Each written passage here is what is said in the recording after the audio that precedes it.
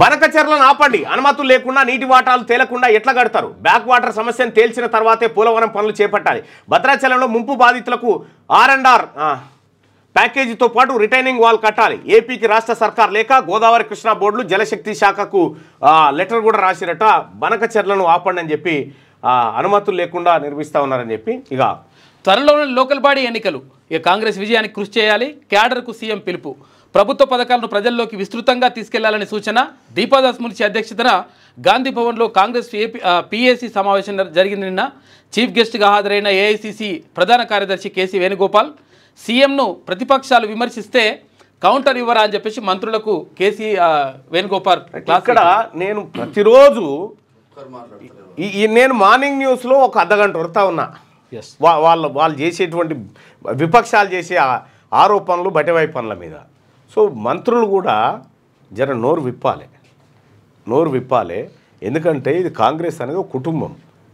ఈ కాంగ్రెస్ కుటుంబానికి ఇవాళ రేవంత్ రెడ్డి గారు ఉన్నారు, రేపు ఇంకోరు ఉంటారు, కానీ కుటుంబం అట్లే ఉంటుంది. సో నిన్న జరిగినటువంటి PAC సమావేశంలో అదే కార్యకర్తలకు ఎమ్మెల్యేలకు మంత్రులు వీళ్ళందరూ కూడా అందుబాటులో సమన్వయం లోపిస్తుంది అనేటువంటి చర్చ జరిగినట్టుగా నేను విన్నా. సో కాంగ్రెస్ పార్టీ కార్యకర్తలారా, మీకు ఏ ఇబ్బంది జరిగినా ఇక్కడ నా ఆఫీస్ ఉంది, క్యూన్యూస్ ఆఫీసు, మీరు రండి. ఏ ఒక్క కాంగ్రెస్ పార్టీ కార్యకర్త కూడా నిరాశ చెందడానికి వీల్లేదు. ఇది మన నాయకుడు రాహుల్ గాంధీ గారు, ఆ తల్లి సోనియా గాంధీ ఆలోచన మేరకు ఏర్పడినటువంటి ప్రభుత్వం ఇది. కాబట్టి ఎవరు కూడా అధైర్యపడకండి, అందరికీ అండగా ఉంటాం. ఏ కార్యకర్తను కూడా కన్నీళ్లు పెట్టుకుంటే చూసే పరిస్థితులు లేం. ఖచ్చితంగా వాళ్ళందరికీ ఇలా అధికారంలో ఉండి చెప్తా ఉన్నమాట.